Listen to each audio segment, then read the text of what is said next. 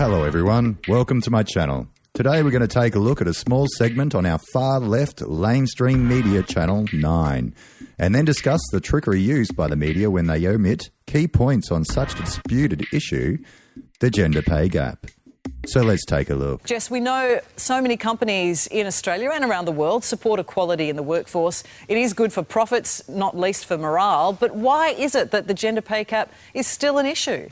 Yeah, look, people get a bit confused about what we're actually measuring here. We're not saying that if you are a man and a woman doing exactly the same role, you walk into your workplace and you're paid 20% less, although it's probably likely that you are paid a bit less. There's still some, when you actually can get down to that fine level, that's happening. I mean, it would be illegal if that was the case. We have an anti-sex discrimination law for that. But what it is telling us that of everyone who puts on their shoes and goes to work this morning into a full-time job, a woman is going to come home with 20% less. Now, there's reasons for that because when she walks into the firm that she works for, she's probably more likely to be the secretary than the CEO. And the firm that she works into, she's more likely to work for, you know, those more caring industries. So you might be a childcare worker or a social worker. And we know that society as a whole tends to undervalue those industries. So you can sort of explain away some of the reasons for why we have this persistent gap, but then you've still got to ask yourself, why do we value women's work less? You know, and why aren't the women that go to the workforce reaching the very top of the workforce? Yeah, well, that's the thing, Neil. The amount of women who are at the top of the game in CEO levels and on boards of companies, there is a distinct imbalance there. And that is despite this real effort in Australia, in recent years at least, for companies to actually boost employees, women employees in those senior roles. So, what was omitted? Let's start with the gender earnings gap. Here I have downloaded the latest statistics in gender hours worked overall between November 2019 and November 2020. I've done this so as to compensate for the changes in the labour force that may have occurred due to hypochondria 19, the Wu flu, the common cold. Gee, I forgot its name. You know what I mean. So let's take a look.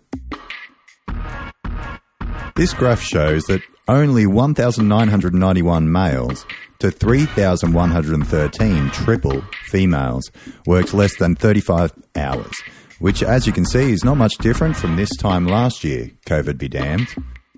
This next graph shows between 1 and 9 hours employed, women at 441, men at 288. Next, 10 to 19 hours, women are 11,244 of those employed, compared to 5,818, now we're getting to doubles. And here, 20 to 29 hours, 26,988 women, 15,978 men. Between 30 to 34 hours, the gap narrows to 23,301 for women and 18,826. Now you're going to notice something very crucial happen to the scale of employees by gender as we move higher in hours. Here we have the general stats of hours by the genders who worked more than 35 hours in the year. Men are almost doubling the women in hours at 203,318 versus women at 110,729. Are we noticing a pattern here? But wait, there's more.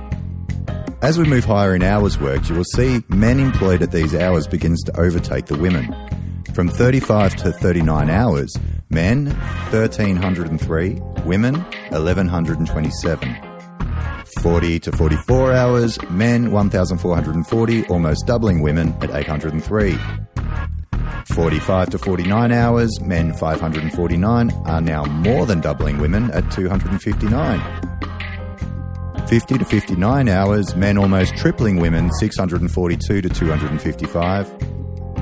60 to 69 hours, the amount of men doing these hours triples women, 320 to 108. And now we get to the big reveal. The amount of men working more than 70 hours is almost 5 times that of women, 235 to 56.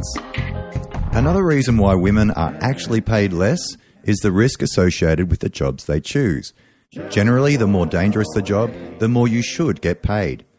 As if something happens to the person on the job, injury or death, and they lose their income, The family and loved ones don't go without. This is information gleaned from the Safe Workplaces Australia website. On their site, in this little grab showing that out of 190 workplace deaths in 2017, 176 were men and only 14 were women. I have spoken and debated with many feminists and brainwashed blue pillars that say this is because men are more reckless and take unnecessary risks due to toxic masculinity. This is not true. Allow me to explain. Here is a breakdown of men and women by career, according to the ABS. Have a look at the main professions dominated by men, mainly. Agriculture, forestry and fishing, transport, postal and warehousing, and construction. Now look at those dominated by women. Education and training, and healthcare and social assistance. Now let's look at the workplace mortality figures for these professions in 2017. Agriculture, forestry and fishing, 52 deaths. Transport, postal and warehousing, 54 deaths. And construction, 30 deaths. And in those industries dominated by women, education and training, 1 death. Healthcare and social assistance, 4 deaths. Are we seeing a pattern? This proves that men dying at work is not a product of toxic masculinity, but rather a product of the sacrifices and society's indifference towards male suffering, as we see in so many areas of society today. Men and women work different hours and risk different levels of danger. This is entirely due to lifestyle choices and preference, rather than systematic sexism. Although if we were to speak of systematic sexism, then we should be looking out for the men. As clearly, mortality is the most important thing in life, as it threatens life itself. No? Speaking of life, there is one other gender gap that exists that affects hours worked, which is the paternal leave gender gap. This also explains why women choose less hours. One key finding on the WGEA, Workplace Gender Equalities Agency website, itself states that in 2018 to 19, 93.5% of primary parental leave, paid and unpaid, was taken by women in the non-public sector. In the public sector, the percentiles are even higher. Notice throughout the clip in the beginning that none of these causes were mentioned. This is a regular phenomenon when feminists are interviewed regarding the gender wage gap, and is never disputed head-on. They avoid these truths like the plague, and the lamestream media use the kitty gloves when interviewing them. Notice the host had already confirmed the feminist views even before questioning it. However, I do love the remark by the fellow at the end. I think it was a subtle way of reminding them how cushy and well paid they actually are. Yeah, but it's a very complex thing. And I'm a bit puzzled by some of these figures. No question, same job, same pay. Same job, same ability, same pay. Should happen, no question. But did you see that the highest paid chief executive in the country is a woman? Now, no man can object to that. She gets that because she's worth it, because that's what people are willing to pay her. But Jess, I've also got a question here, which I don't quite get with the figures. 16% of the workforce works part-time. Only 5% of those are male. So if you've got more women working part-time, they're going to be paid less because part-time pays less than full-time. Does that affect the overall figures and say, OK, the gender gap is large, but it's largely influenced or greatly influenced by women working more part-time than men? Yeah, so it's a good question, but it doesn't actually affect this particular statistic, this sort of 20% figure, because that is comparing full-time workers, full-time men with full-time women. So actually, if you sort of included women who work part-time and bring home even smaller salaries, you know, as a whole, it'd probably be even worse. Well, yeah, but the part-time thing's relevant, isn't it? If I work but you would part-time, understand that expect, it's for the effort that is being put in, yes. Yeah, it's an ongoing issue, that is for sure. Let's hope that we no make some quotas, progress though. on it. Whatever you do, no quotas. I hate quotas. Well, quotas. Yeah, I love quotas. Let's have quotas. Well, quotas, yes, right. for well, Jess, no I'm for Neil. outnumbered here. I'm outnumbered here. There's 2-1. To sum up, ladies, if you want equality in wage, you have to do equality in hours and dangerous work, and possibly allow men to look after the newborn children, let alone seize children. If you choose not to, then you have no reason to complain.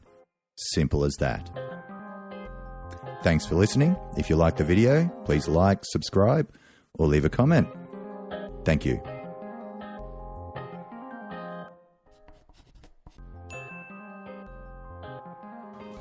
All right.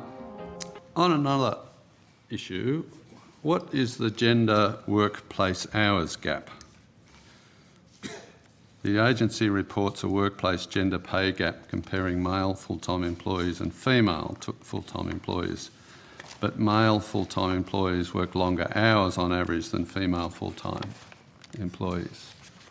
And the agency doesn't account for this when reporting a workplace gender pay gap. Using ABS data on employee earnings and hours, the gender pay gap as at May 2016 was 15.7%. It is a survey of employees, that information from the ABS. It's not a census. And it's only conducted every 2 years. They only collect the data every 2 years. What we do is we annualise our figure to full-time. So we look at all part-time employees and full-time employees that may have worked part of a 12-month period, and we annualise that data to take into account part-time hours. So therefore we're converting the part-time hours to full-time, if you like. So do you take into account the fact that on average a male full-time employee works longer hours than a female full-time employee? Not directly, no. You don't? But we annualise the part-time hours and those that have worked full-time but for part of the year. So that way, because at the moment, what I can tell you is women work part-time at 3 times the rate of men. So by annualising it, we are looking at a more realistic... So you base it on annual salary? Yeah. What about if you did it on an hourly rate? What would be the gender hourly pay gap? Well, we don't have that data, Senator. You don't have that data? No, because we ask for annualised salaries from our employers when they report their data in. Okay, so if a woman was working fewer hours but earning the same rate per hour as a man doing the same job, would that show up as a gender pay gap? No. But well, then in that case, you are looking at hourly rates.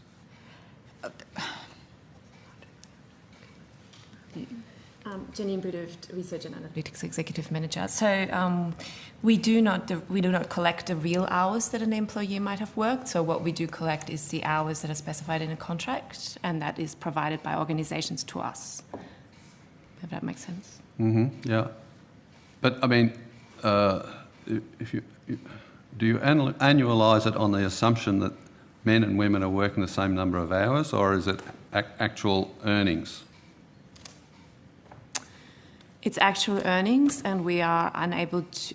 We don't have the data to distinguish or to then adjust for hours, because we cannot collect the real hours that employees are working. So it's not possible to tell whether any or some of the gender pay gap is just simply attributable to a different number of hours worked. Is that right?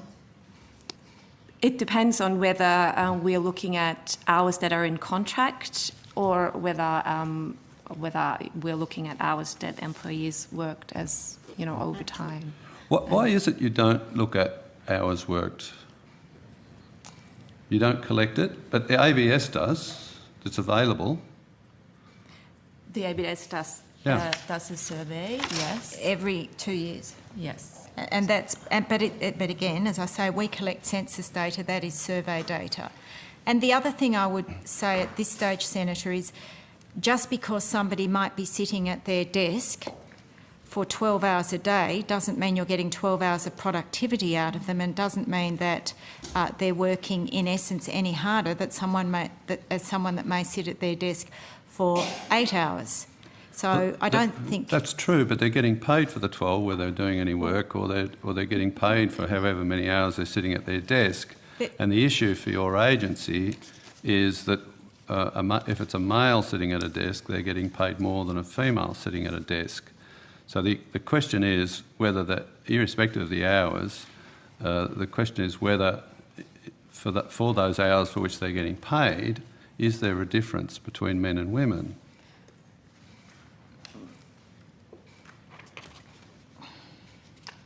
So we don't collect information on ours, Senator.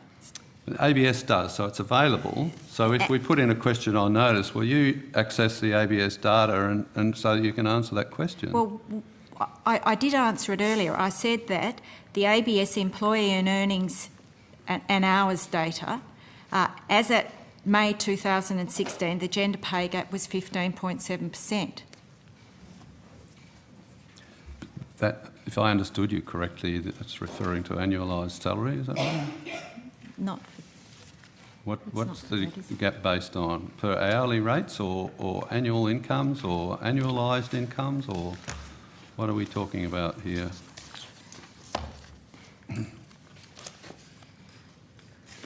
Okay.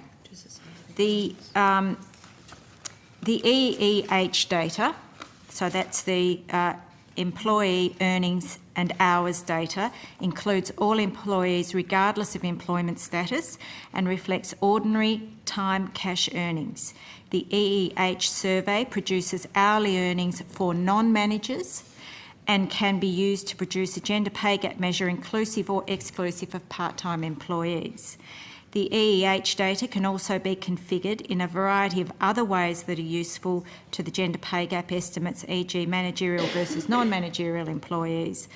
The big drawback from where we sit is that EEH data was identified as being, is just done on a 2-year cycle. I don't think I can think of many men who would find it acceptable that a woman, irrespective of how many hours she's working in the day, if she's doing the same amount of work as a man, or the same job as a man, was paid any less on the basis that she's a woman. I can't think of any men who would support that. And yet, because you're not looking at hours, we don't know whether that's occurring or not. Am I right there?